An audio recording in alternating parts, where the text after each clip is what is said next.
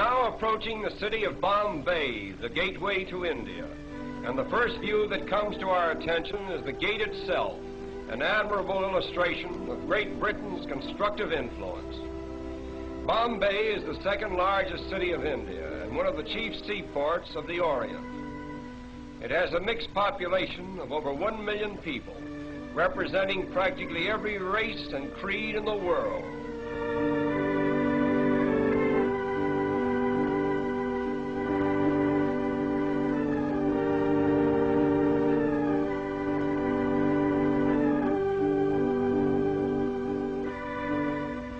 The Taj Mahal Hotel is unquestionably the most pretentious one in all of India.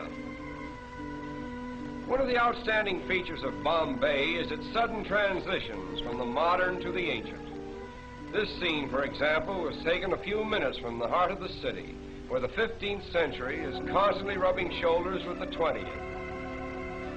These automobiles cutting into this line of ancient vehicles suggest an odd symbolism which typifies all of India, for time and time again the new cuts into the old. But the gap is soon filled in, and the ancient procession goes on in strange defiance.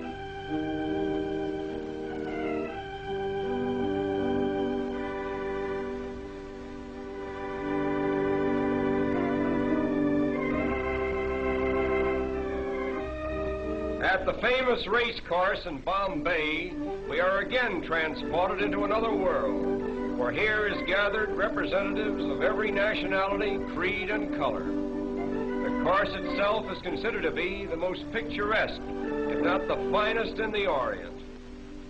We are particularly interested in the costumes worn by the Parsi women. The Parsis are the descendants of exiled Persians. The entire Parsi population now numbers over 50,000, most of whom are residents of Bombay. They are regarded as the wealthiest class in India, and they are obviously the most progressive. Owing to its central position between the East and West, no city can show a greater variety of types than Bombay. Here we find gathered Parsi merchants, Arab traders, Afghans and Sikhs, Chinese, Japanese, Malayans, Americans, and British, all part of the cosmopolitan crowds so characteristic of Bombay. Not far from the racetrack, we come upon an old Indian fakir with the cleverest little bird that we have ever seen. We will pause a while and watch this little fellow perform.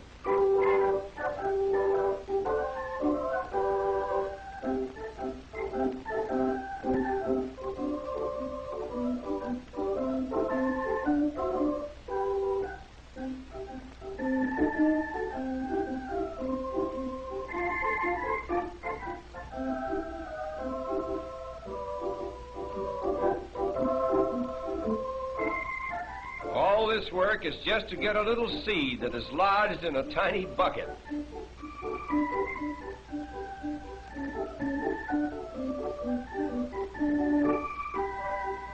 Stringing beads is the most amazing thing that this bird does. A needle is fastened to one end of the thread. The bird actually sticks the needle through a bead, drops the needle, gets a new grip, and slides the bead down onto the thread.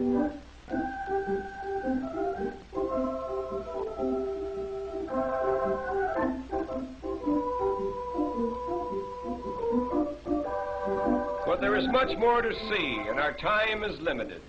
So we will leave this little bird with his beads and continue on to a picturesque fishing village just a short distance from Bombay. This quaint little habitation seems to have no connection with the mainland, and life in general appears to be carried on quite apart from the outside world. All the people who live here are engaged in the fish industry, and as strange as it may seem, many of them are strict vegetarians and therefore will not eat fish of any kind.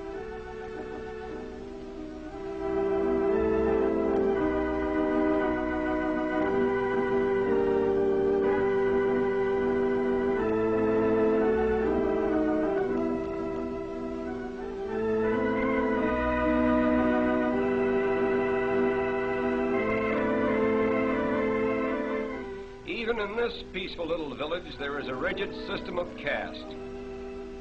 Here we find two attractive young ladies of the proud fisherfolk class. The dress each is wearing is called a sari. It is a one-piece garment which unwinds to about 8 yards in length. Look closely at these young ladies and you will see a round dot in the center of their foreheads. This dot, which is usually made of red paint, signifies that the wearer is married or eligible for marriage. The flower pot before which they are standing contains the sacred Tulsi plant, an emblem of virtue, which is worshipped exclusively by Indian girls. The story goes that a certain virtuous maiden named Tulsi was changed into a plant just as she was about to be assaulted by a demon.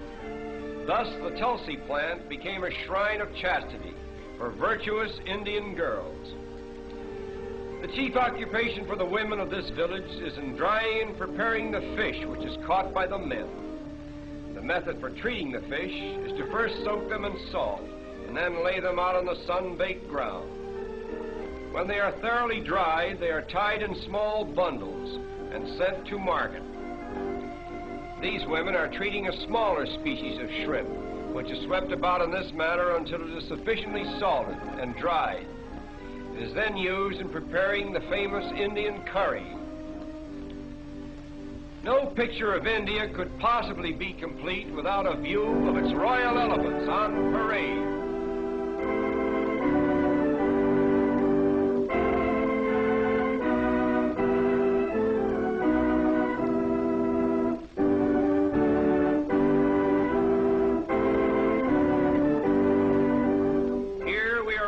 Of the wealth of India and the splendor of the days that used to be. This is just a rare and special occasion, staged by one of the wealthy Maharajas at a grand social event. The headpieces worn by these elephants are made of solid gold and are studded with magnificent jewels.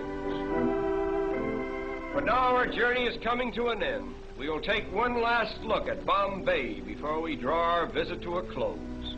To the observing tourist, this view is more than just a picture.